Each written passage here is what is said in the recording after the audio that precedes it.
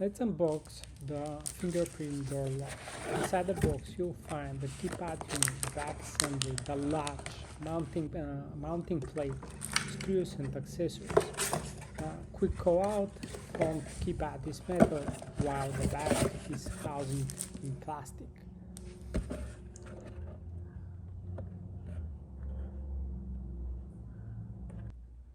Now installing the latch for a 70mm door.